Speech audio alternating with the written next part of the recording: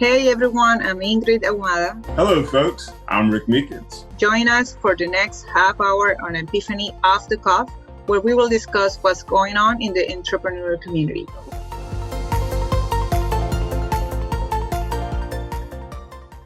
Hey everybody, thanks again for joining us for another Epiphany Off the Cuff. We are on episode 4. This is going to be on, of course, iTunes. So we're excited about being able to get on iTunes finally. And you guys can check us out there. Hey, Ingrid, how's it going? Hey, Rick, I'm doing pretty good. What about you? I'm doing great. So we've got a guest that you want to introduce her, or? Yeah, exactly. I'm so excited that we have our second guest in our podcast. And today we have Ana Lázaro. Ana, welcome. Thank you so much for inviting me, Rick and Ingrid. I'm very glad to be here. Oh, we're glad to have you. Yeah, we're very glad to have you. We've been, we were talking about recently that we created this space for us, like just to talk about what we feel passionate about. And we are passionate about the entrepreneur environment and vibe and mindset. So you are definitely one role model for that. So we just want to know you more, and we want to know more about you. Please, please give the audience an introduction. Well, thank you for those words. I feel that it's like super high level for me to be called as a role model. I think it's great. So thank you for that. In order to give you a little introduction about me, I am from Colombia, and I have I have traveled after I finished my bachelor. So basically, I went to China, which is something that I wanted to do. I wanted to do something crazy for a year. It was how do you call that when you go abroad after college? Like an internship? Internship, yeah. Sorry. An internship, and it was going to be for 1 year. But I decided to stay there because the job opportunities were amazing. And I ended up staying there for 8 years. Wow. It's been a journey for me because I've worked not only with, the locals which are Chinese people, but with many, many people from around the world. So basically, I've learned so much about culture, about business culture, about making business, with different type of people, different type of industry. So it's been really nice. Right now, I basically started my own business. So I've done it from Colombia. So I established my business in Colombia. And it's a different and a whole new game for me. So if I have something to say about entrepreneurship, it's that in different countries is way different. So just to say something is that basically in Colombia it has been difficult in different terms, but I don't want to give you much more details. I think you guys have much more questions that maybe are more interesting, so maybe I can just develop from there. So just go ahead and let me know what I can ask you, or I can reply to you actually. Perfect. Awesome. Well, first, I guess first question I have is where in China were you? It's a place called Shenzhen, which is a city it's 4-year-old city. So basically, before it was a fisherman land, let's call it like that. And after that, after Deng Xiaoping, which is like the father of China being, launched to the whole world, let's call it like that.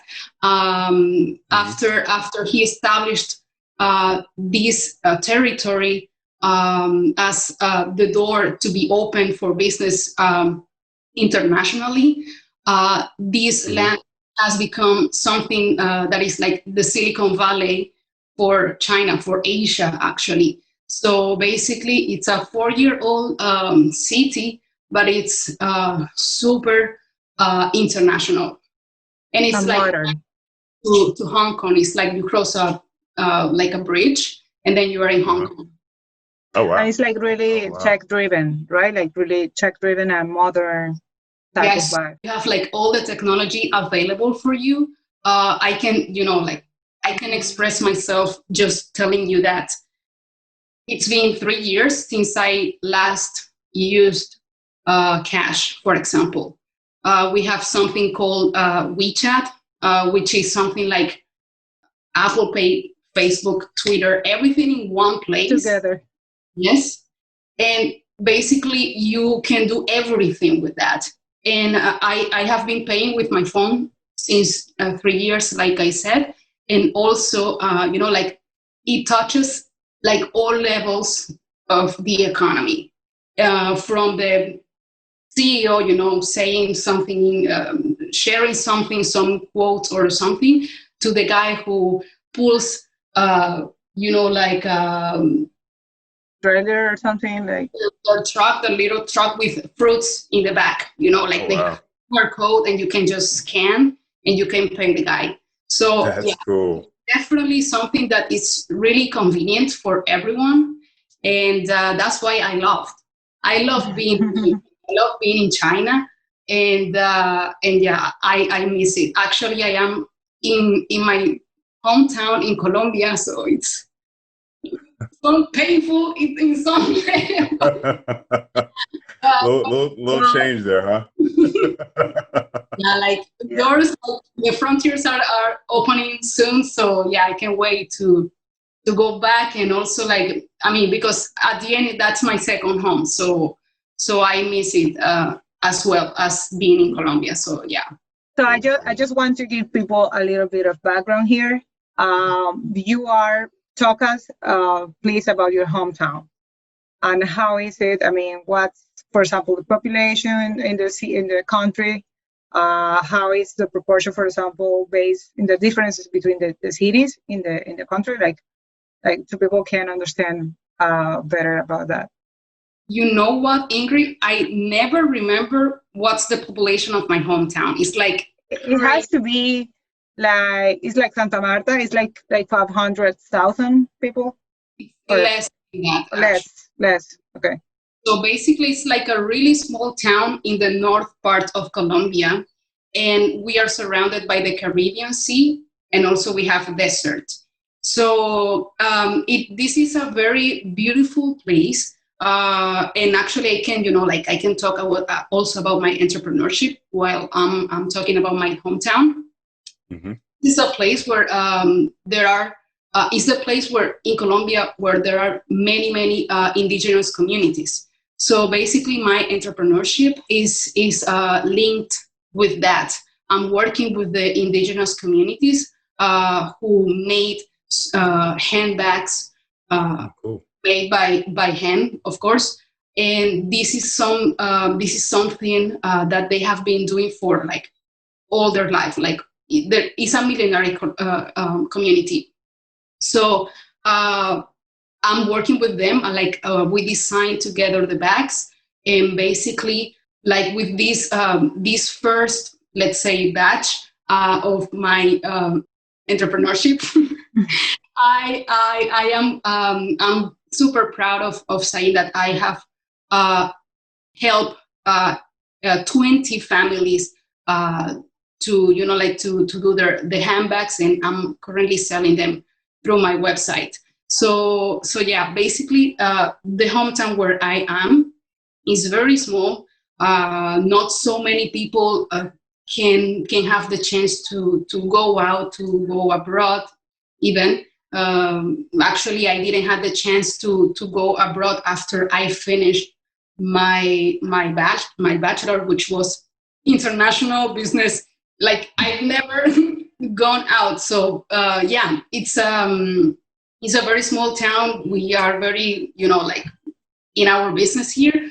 But yeah, that's what I wanted to do. Like the reason why I created my entrepreneurship was not only to to be able to be self-employed, like to have my own company, but also to be able to help these communities, which also doesn't have the chance to show their products abroad or even nationally. So yeah, basically, like that's my city, hometown. That's awesome. That's awesome. Yeah. Wow. Yeah, we'll have to make sure we put your website in the show notes so folks can find it. Thanks. So Exactly. tell us about I guess some of the Ingrid and I had a couple episodes where we talked about our history as entrepreneurs, and we talked about some of the opportunities and some of the challenges that we face. So, asking you the same question. I mean, what were some of the challenges? What are some things that you've learned that really stood out to you over the years? Challenges, like in terms of entrepreneurship or like work? Yeah, in terms of your business, whichever business you want to talk about. Something that maybe that it's super shocking, maybe culturally, work like working culture mixed together, that I can talk about is that for example, while I was in China, while I was working for other companies, I had like different mindset in terms of what the Western world or Western market would see. And this is actually something, this is actually one of the reasons why locals like in China will hire foreigners, because sometimes like for example, their marketing strategies are way different in terms of perception as how they would do it in China, right? Mm-hmm. So this is something that maybe at the beginning was really hard for me to explain, like how we perceive, I don't know, like different type of emotions or how we express. But at the end, like it was something that, like the results would pay us or will show how, like how the things could be done. So yeah, that was one shocking thing for me. But at the end, like I could work it out. And maybe if I can recall another example, I would say something like, like, I don't know if it's something like very cultural, but sometimes I would feel like while you were working for a Chinese company, not all of them, I think I worked for, I worked for like 3 Chinese companies and 1 foreigner while I was in Shenzhen. And the perspective of like working schedule is way different. So perhaps while I was in China, like you have to accomplish like from 9 to 6 or from 8 to 6 p.m. And that's how you have to do it. You have to like print, you have like this little machine to print your footprint. Footprint. Yeah. And also like at some point you will feel like you were owned by the company. Like they would send you like I don't know, text messages at 10 p.m. on a Friday night. So it was very difficult for me to like adjust to that. And but then like for example, like if I give an example of like when I was working for the Western company, there were also like differences. Like they would be super Western when it was convenient, and also like super Chinese when it was convenient for them. So it was like a paradox, or it was difficult for me to adjust to that. But at the end, it was okay, and all those little, let's say, motive or like reasons put me through where I am now. Like I'm 32 years old. I think I'm, like okay for being an entrepreneur age. But I mean, like all those experience made me, like be able to feel like I was in the right moment, in the right place to be able to do this, to become an entrepreneur and be, like put all the efforts, all the knowledge and the experiences to work for me. That's cool. That's cool. Well, don't underestimate you, Ana. I mean, you are an entrepreneur. You're doing great things. I mean, that's something that you really, really have to be proud of. So for the people to know, I am right now in Colombia, right? So I know perfectly what you're talking about. I've never lived for more than 1 year outside Colombia. So basically, most of the businesses experience that I have is being here. So I definitely understand what you're saying. And even though it's really tough and it's, let's say, different, the way of doing businesses, I've also experienced and I've seen that there are other countries as well, like in the world, that are also tough or maybe just different, right? Like culturally speaking, or business. So what has been like maybe the challenges for you handling so many cultures? Like, like I know that you lived in China, but you are from Colombia. You have worked in different type of nationalities, countries, nationalities, and you are related with one European. It's a relationship. I know that you have European friends. Exactly. By the way, he speaks perfectly Spanish, thanks to Ana.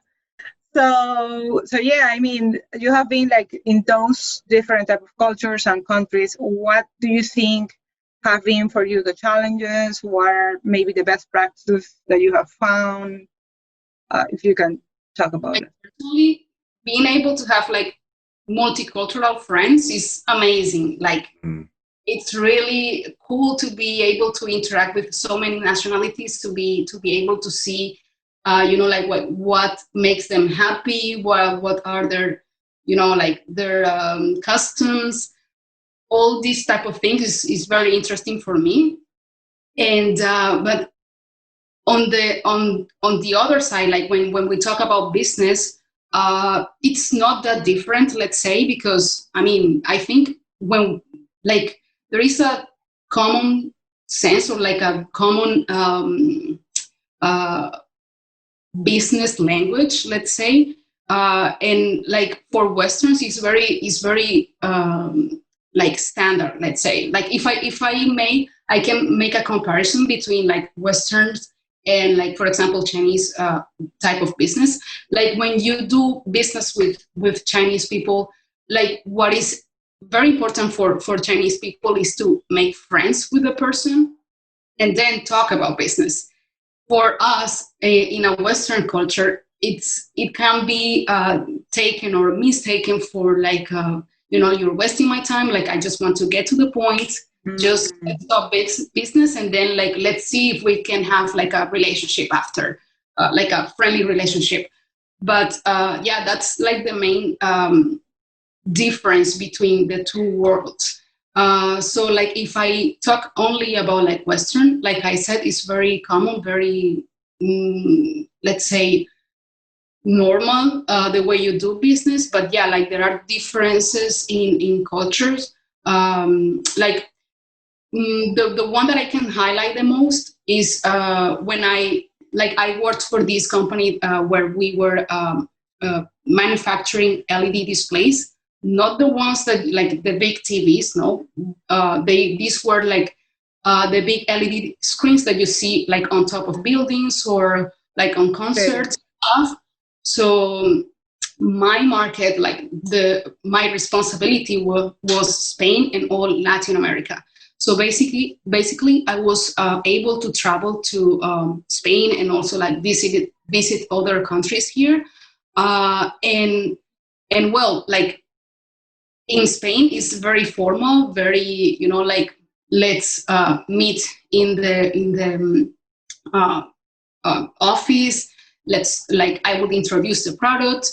I would talk about the company I was representing. I would show perhaps the prices or not, or I will send a quotation after. it was very formal. But then when I came to Latin America, of course, like the things changing, because we are more like, I don't know, let's say outgoing, and let's sometimes like super relaxed when it comes to business. Like we try to, make the environment more friendly, and then we can, slowly go to the business side.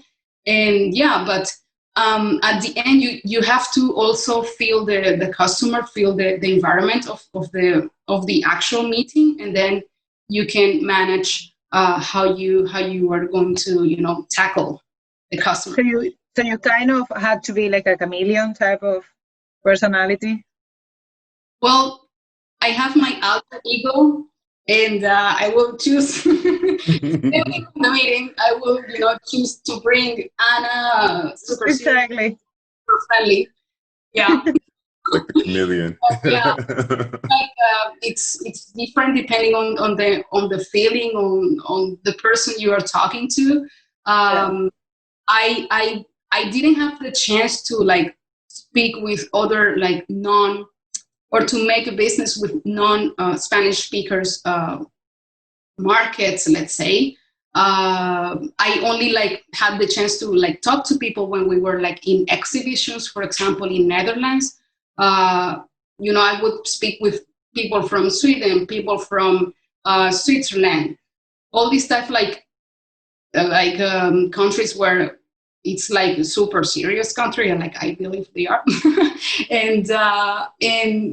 But yeah, like it's also like it depends on the person, and also like, for example, I am from Colombia and I'm from the Caribbean part, so basically I would always have a smile and also like talk really freely and like moving hands, like I've been to.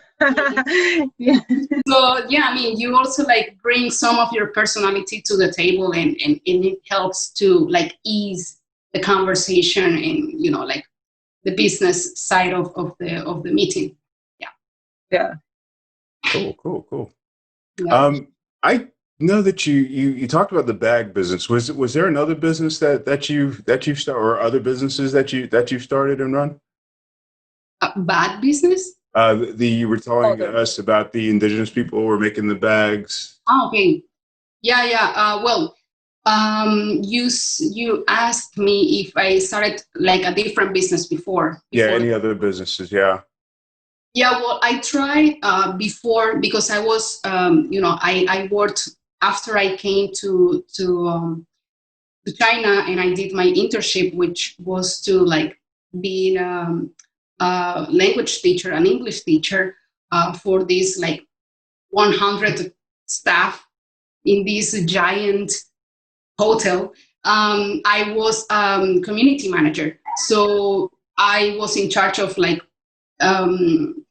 all the channels, all the social media, and all these type of things. So basically, I became really good at it, and I'm talking about 2012, yeah.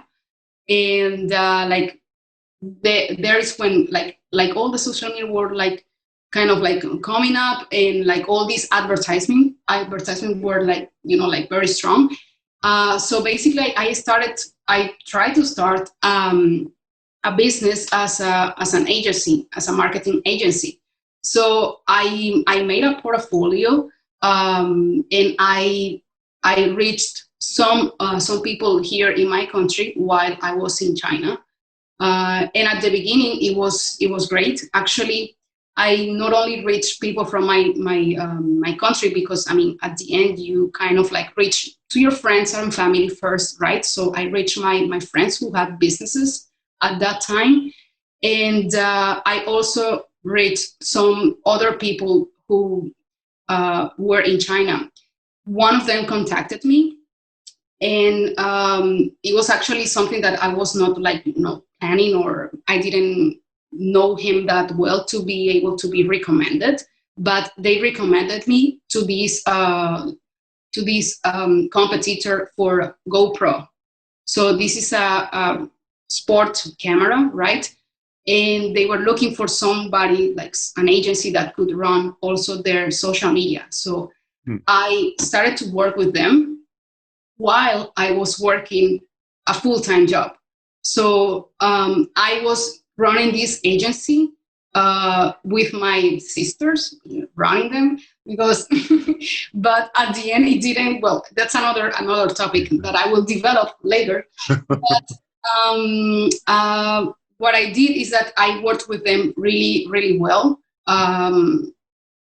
I only did that job, let's say that agency, sorry, lived for around 3 months, I would say, like with this successful company, because at the end I was like super trapped, let's say, like super full of responsibilities.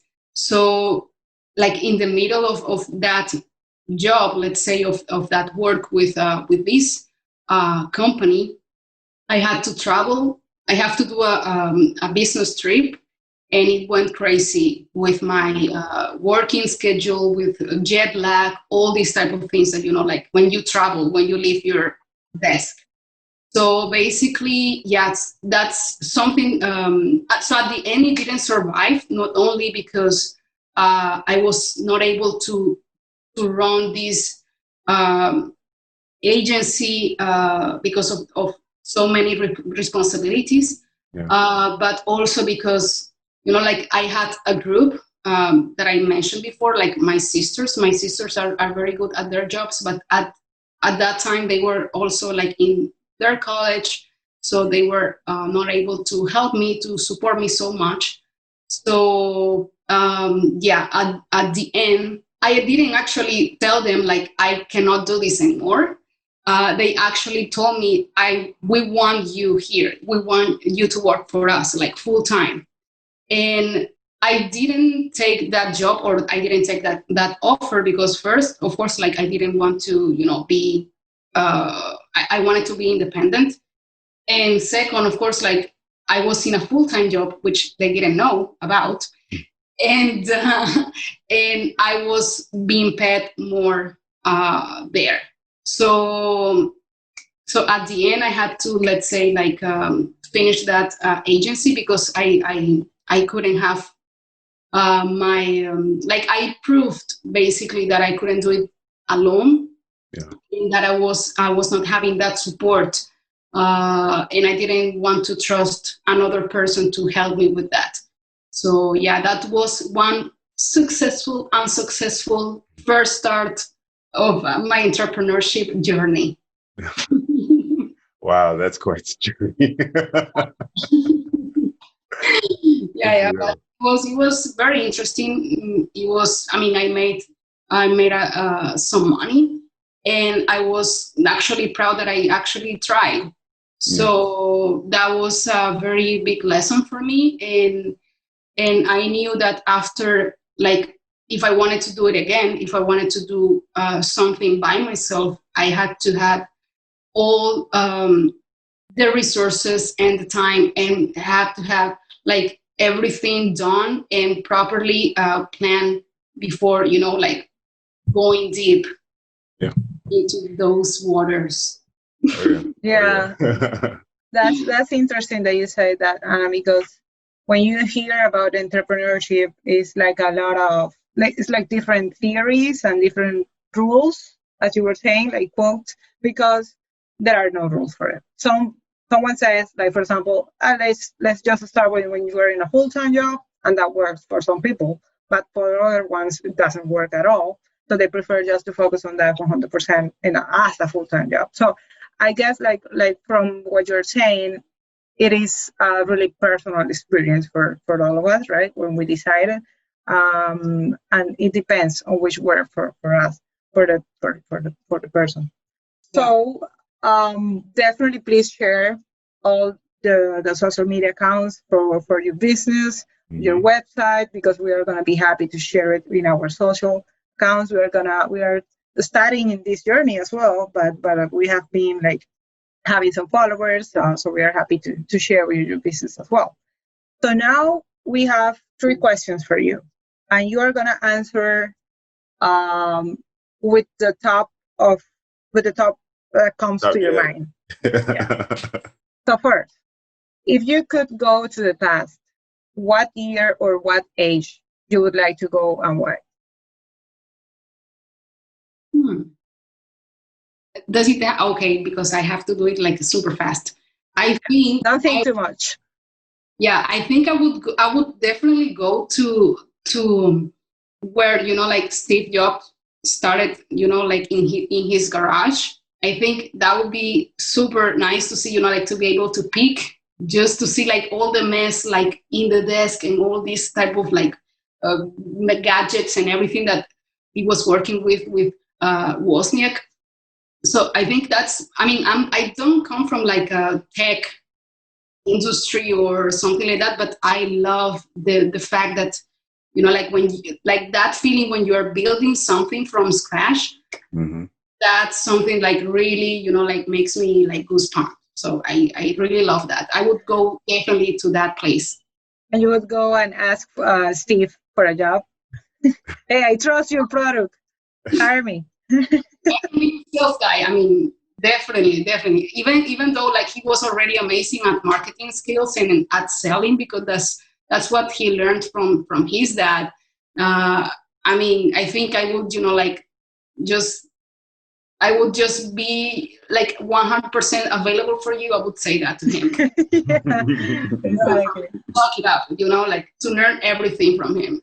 Yeah, definitely. Cool. That's great.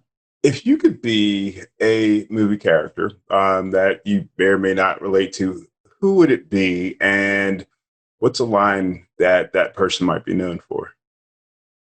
A movie character, like, does it have to be like a real movie or like something like that? I think yeah. What was that second option for that type of movie? Are you making a new movie?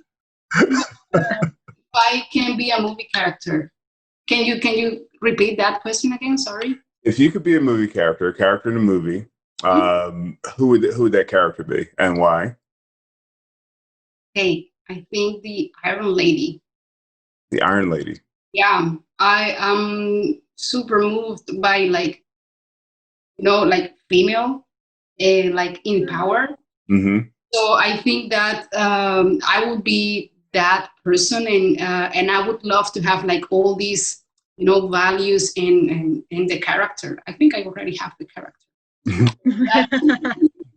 But like to be able to lead a whole country and to be able to stand super strong amongst all these men, like in politics, something that is super tough to be able. So yeah, I think I would be like, I would choose that, not that. So are we changing like our episode title now, and it's interview with Ana, Iron Lady. Iron Lady, exactly. My personality here, like speaking like super, like moving my hands. I don't know if people would exactly, but so that would be like Italian Iron Lady. Yeah. Exactly. Moving hands and all about it. Yeah. Okay, so we have the third question for you, and that would be, if you could pick one person in the whole world, no matter if it is alive or not, who would that be? To talk to, like to speak to one person in the whole world. That's us. I mean, I know that was coming. I got it. It's okay. So somebody, please. Like to speak whatever topic I want to speak to. I think my husband actually. Oh, cool. That's so cute. But because he's a great guy in terms of business, I really admire him. He he actually has his own business in Hong Kong. He manufactures in China, and he's in the fiber optic business. He has learned also like all this journey about like entrepreneurship, but I believe he was meant to be an entrepreneur and a business owner. So I always, admire him as a person and also as a professional. And I have learned so much from him. And thanks to him, I also was able to, thanks to his guidance, I was able to also have to achieve my dream of become an entrepreneur as well. So of course, like, he is not my lover, he's also my mentor. so so yeah, that would be the person that I would choose. Wow, That's that's so awesome. cute. Yeah, that's so cute. Yeah, I think those were really good insights. Yeah, it was 3. Don't worry about it. I won't make up one. Yeah, thank you so much, Ana, for all of these good insights. We wish you like a lot of success. I am pretty sure that you're gonna grow a lot of your business. We definitely support you. Anything that you need from us, we are here to help you.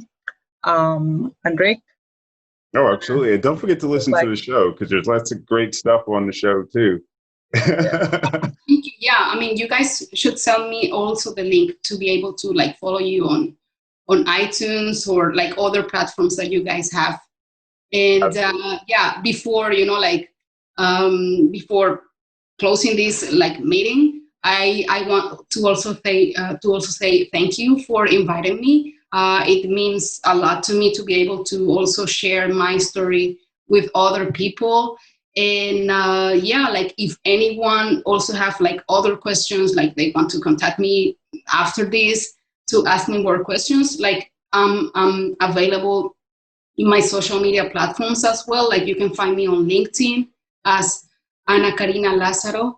Maybe it's difficult for like English speakers, but I'm sure that Ingrid and Rick will know about my name after. We'll get you squared away. Absolutely.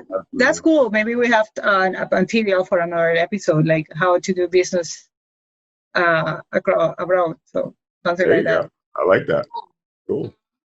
Like, I'm up for it, and I am super available for you guys. And thank you so much for this this space and this meeting with you.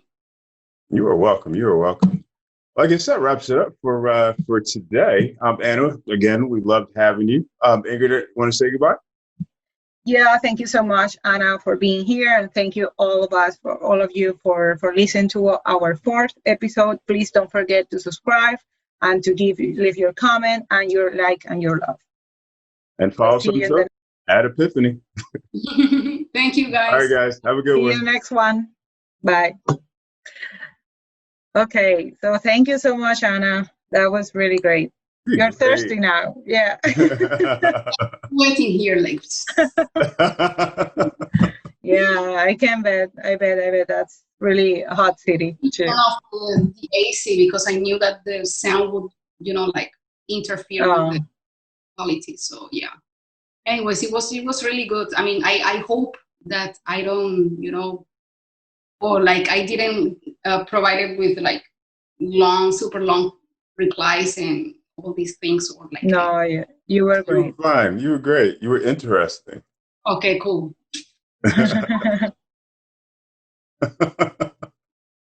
Cool. Yeah. I'm sorry again for not being clear on the videos part of it. Because I mean, it was like a matter of like 5 minutes, so yeah, it was. But yeah, very much like I really like this type of, like, it's the first time I do this, and I really liked it. And thank you again for giving me this opportunity. It's really cool. Thank you, Ana. It was really great meeting you. Really great meeting you. This was fun. I like fun. Nice. Okay, so yeah, like whenever you have the thing, this podcast upload, share it with me, and I will. Of course. Absolutely. Share it with my LinkedIn people. Cool. Cool. Thank you. Yeah, this actually will be the first episode. I think this is going to be the first episode on iTunes. So excited about that. We had to wait, I think, like a month or 2 months or something like that before we could actually get it there. So, so this is it.